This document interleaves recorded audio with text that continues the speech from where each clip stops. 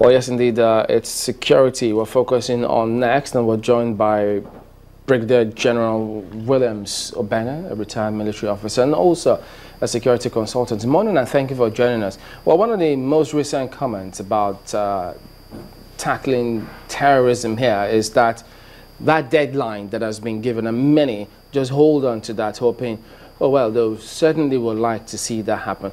But ever since he assumed office, the president has made several actions and decisions about security, because that, he says, is topmost in some of his agenda.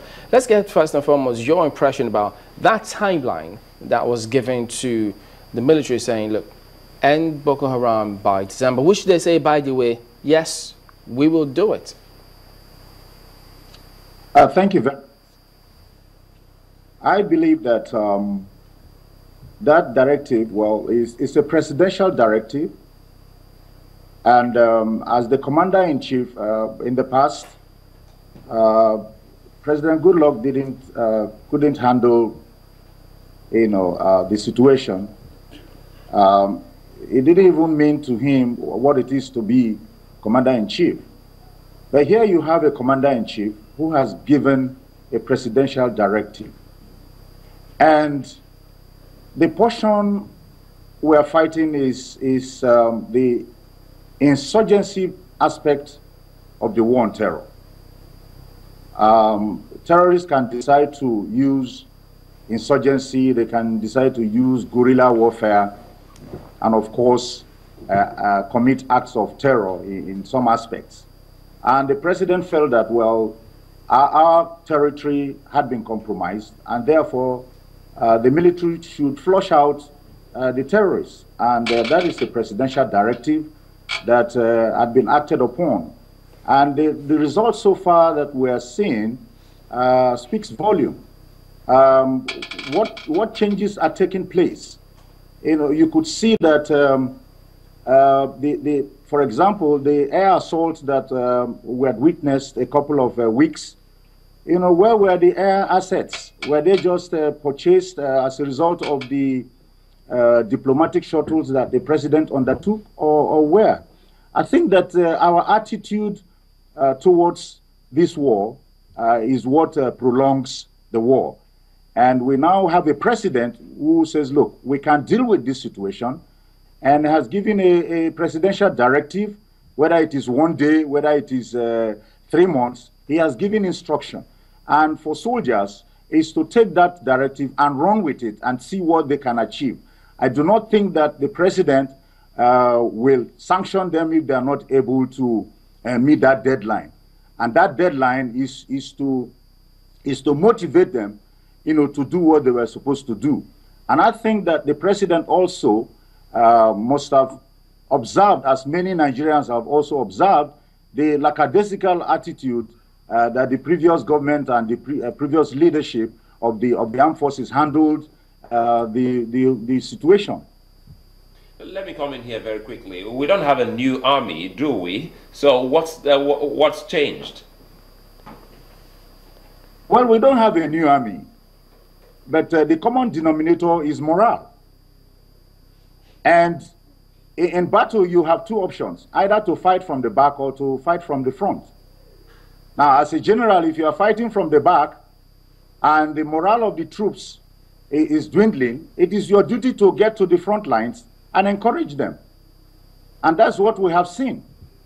This set of new leadership in the military decided that, look, we have to take the battle, we have to be with our troops. And that is the game changer, that we are in for a serious business. We cannot be at the back while our territories are being taken. And so we have to be with you in the front lines, in the trenches. And that is what has happened. Just recently, last week specifically, about 3,000 dismissed military officers have been recalled into the Nigerian army. What does that portend for us in the fight against insurgency? Well, I haven't studied the different misdemeanors that were committed by these so-called 3,000 soldiers, probably out of cowardice and all that. But there were very prevailing situations that could compel even the bravest soldier to abandon ship, so to speak. I think that the present regime or the present leadership had scrutinized the conditions under which these soldiers operated and were dismissed, and had felt that they should return, because you see, you cannot give high technical training to soldiers and then just send them into the society. That portends danger, and I think that their recall, it's in the right direction to holistically look at what went wrong and to address that issue, because you need soldiers, and these soldiers were trained. They've been trained, and a lot of them come with experiences, but you cannot send them to the war front without adequate material to fight the war. If that is the reason why they abandoned their posts, the present leadership, I think, is looking into it, and to have them well trained and well equipped, and then be inserted or reinserted into the mission area. Looking at this war against terrorism, you seem to agree with the deadline that has been given by Mr. President, but quite a number of people say that we cannot look towards the end of suicide bombings and certain attacks, which some people for them would mark the end of Boko Haram. How do we begin? How do we balance this directive vis-a-vis the results that are expected? Well, if we analyze the presidential directive, I try to bring three aspects of what we're facing, terrorism. I think the aspect of insurgency can be dealt with, but that does not mean that the war on terror is over. In fact, there is also the issue of the post-war efforts. That is, even after Boko Haram had been completely degraded, there is also the need to resettle the people. There is the need to recover the economy of the people. So the war is really not ended because Boko Haram has dropped their arms.